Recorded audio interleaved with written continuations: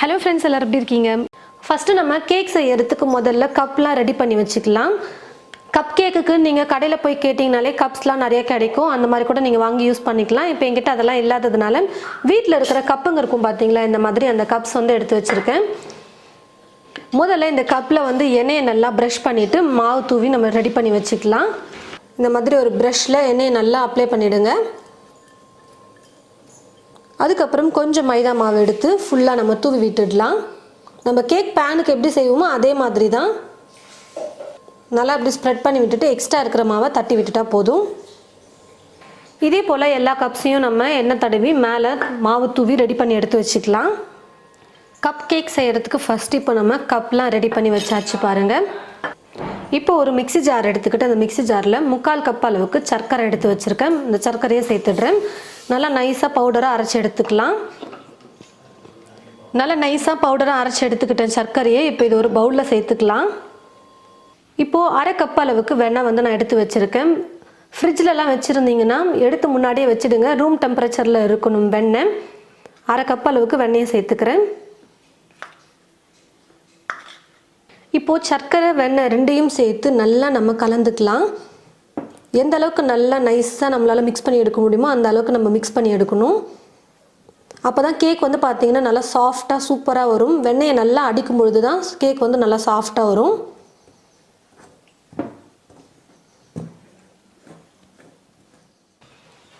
பாருங்கள் ஃப்ரெண்ட்ஸ், சர்க்கரை வெண்ணெய் ரெண்டையும் சேர்த்து நல்லா நைஸாக நான் வந்து அடித்து எடுத்துக்கிட்டேன். எந்த அளவுக்கு நல்லா நைஸாக அடிக்க முடியுமோ அந்த அளவுக்கு நல்லா இந்த மாதிரி க்ரீம் மாதிரி வர மாதிரி அடித்து எடுத்துக்கோங்க. பீட்டர் இருந்ததுன்னா உங்களுக்கு ரொம்ப ஈஸியாக இருக்கும். நீங்கள் அதை கூட யூஸ் பண்ணலாம். பீட்டர் இல்லைன்னா இந்த மாதிரியே நம்ம கையிலே பீட் பண்ணி எடுத்துக்கலாம். இப்போ இது கூட 2 முட்டையை நான் வந்து உடச்சி சேர்த்துக்கிறேன். முட்டையை சேர்த்துட்டு நல்லா அடிச்சுக்கலாம். இப்போ எல்லாத்தையும் சேர்த்து நல்லா நைஸாக நம்ம அடித்து எடுத்துக்கணும். முட்டைக்கு பதிலாக நீங்கள் தயிர் கூட வேணால் சேர்த்துக்கலாம். 1/4 கப்புக்கு கொஞ்சம் அதிகமாக, 1/2 கப்புக்கு கொஞ்சம் குறைவாக இருக்கிற மாதிரி தயிர் எடுத்துக்கோங்க, கரெக்டாக இருக்கும். பாருங்கள் ஃப்ரெண்ட்ஸ், முட்டையை சேர்த்து நல்லா நான் அடித்து எடுத்துக்கிட்டேன். எந்த அளவுக்கு நல்லா க்ரீமியாக சூப்பராக வந்திருக்கு பாருங்கள். சர்க்கரை வெண்ணெய் முட்டை இதெல்லாம் சேர்த்து எந்த அளவுக்கு நல்லா நம்ம பீட் பண்ணுறோமோ அந்த அளவுக்கு கேக் வந்து நல்லா சாஃப்டாக வரும். இப்போ இந்த மாதிரி ஒரு வடிகட்டி எடுத்துக்கோங்க. இதில் 1/2 கப் அளவுக்கு மைதா மாவு சேர்த்துக்க போகிறேன். நான் எல்லா பொருளையுமே இந்த கப்பில் தான் நான் வந்து அளந்து எடுத்துக்கிட்டேன். இந்த கப்போட சைஸ் வந்து பார்த்தீங்கன்னா 250 மில்லி. பேக்கிங் பவுடர் 1 டீஸ்பூன் சேர்த்துக்கிறேன். பேக்கிங் சோடா, அதாவது நம்ம வீட்டில் யூஸ் பண்ணுற சமையல் சோடா இருக்குது பார்த்தீங்களா, அந்த பேக்கிங் சோடா வந்து 1/2 டீஸ்பூன் சேர்த்துக்கிறேன். இந்த மாதிரி ஸ்பூன் வந்து மெஷர்மெண்ட் பண்ணுற மாதிரி வாங்கி வச்சுக்கோங்க. ரொம்ப யூஸ்ஃபுல்லாக இருக்கும் உங்களுக்கு கேக்லாம் செய்கிறதுக்கு. கப்பு ஸ்பூன்லாம் வாங்கி வச்சுக்கிட்டிங்கன்னா ரொம்ப ஈஸியாக இருக்கும். இப்போ இது எல்லாத்தையும் அப்படியே சலிச்சுட்டு சேர்த்துடலாம்.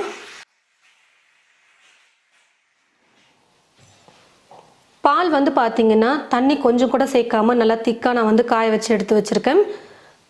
பாக்கெட் பால் இல்லை பசும்பால் எது வேணால் நீங்கள் எடுத்துக்கோங்க. இப்போ கொஞ்சம் கொஞ்சமாக பாலை சேர்த்து நம்ம மிக்ஸ் பண்ணிக்கலாம். நான் வந்து இப்போ 3/4 கப் எடுத்துருக்கேன். ஃபுல்லாகவே ஊற்றக்கூடாது, கொஞ்சம் கொஞ்சமாக ஊற்றி நம்ம மிக்ஸ் பண்ணிக்கலாம். இப்போ பாதி அளவுக்கு நான் பால் சேர்த்துக்கிறேன்.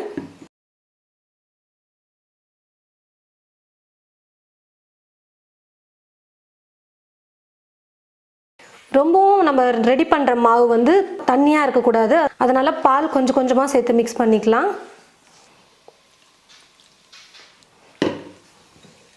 கொஞ்சம் கூட உருண்டையே இல்லாத மாதிரி நல்லா மிக்ஸ் பண்ணி எடுத்துக்கலாம்.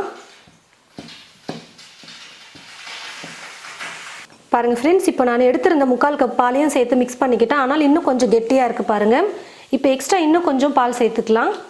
கொஞ்சமாக ஒரு 2-3 ஸ்பூன் அந்த மாதிரி சேர்த்து நம்ம மிக்ஸ் பண்ணிக்கிட்டால் தெரியும் கரெக்டாக இருக்கா இல்லையான்னு.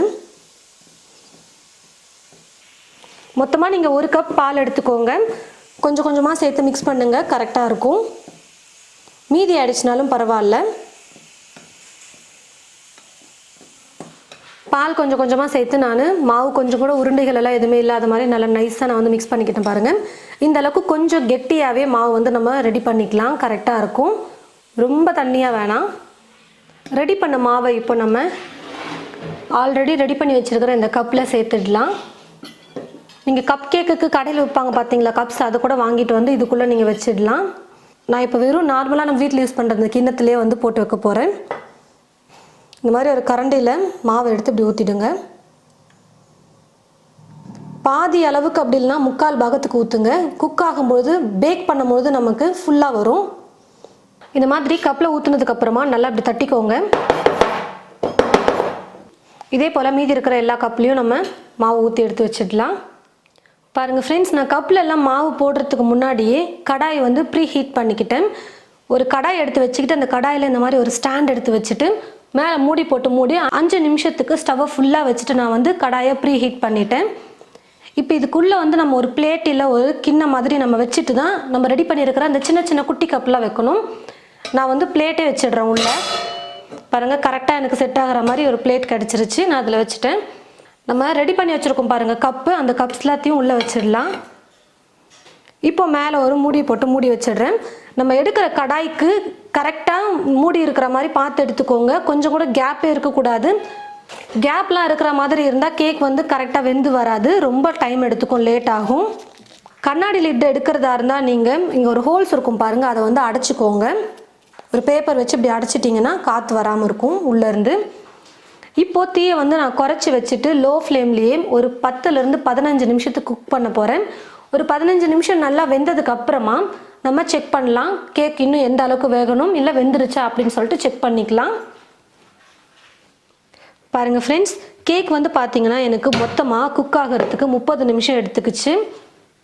ஸ்டவ்வை வந்து லோ ஃப்ளேமில் வச்சுட்டே நம்ம குக் பண்ணதில் 30 நிமிஷம் ஆயிடுச்சு. நான் வந்து 15 நிமிஷம் குக் பண்ணிவிட்டு செக் பண்ணி பாருங்கன்னு சொன்னேன். ஆனால் இப்போ எனக்கு மொத்தமாக 30 நிமிஷம் ஆயிருக்கு.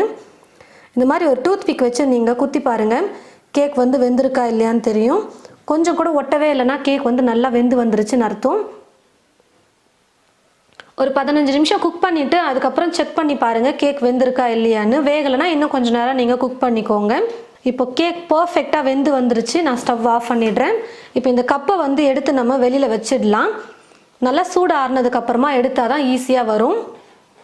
முக்கால் பாகம் இல்லைனா பாதி அளவுக்கு நம்ம மாவு ஊற்றினோம்னா தான் எழும்பி வரும்பொழுது கரெக்டாக இருக்கும். ஃபுல்லாக ஊற்றிட்டோம்னா ரொம்ப எக்ஸ்ட்ரா அதிகமாக போயிடும். அது மட்டும் நீங்கள் பார்த்து இது பண்ணிக்கோங்க. பாருங்கள் ஃப்ரெண்ட்ஸ், கேக் வந்து நல்லா சூடு ஆறி வந்துருச்சு. இப்போ நம்ம வந்து கப்லேருந்து எடுத்து தனியாக வச்சிடலாம். இந்த மாதிரி கத்தியை வச்சு நம்ம சைடில் கொஞ்சம் எடுத்து விட்டோம்னா சுற்றியும் எடுக்கிறதுக்கு ரொம்ப ஈஸியாக இருக்கும், கேக் நல்லா ஒட்டாமல்.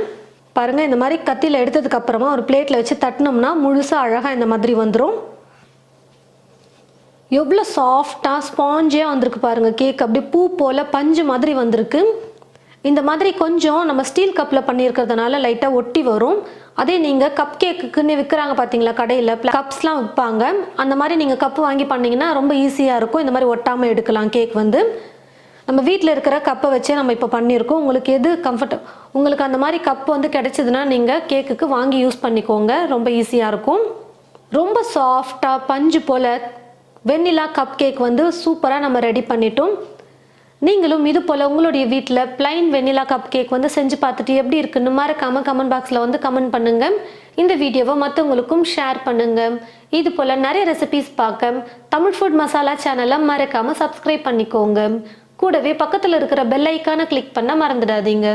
தேங்க்யூ.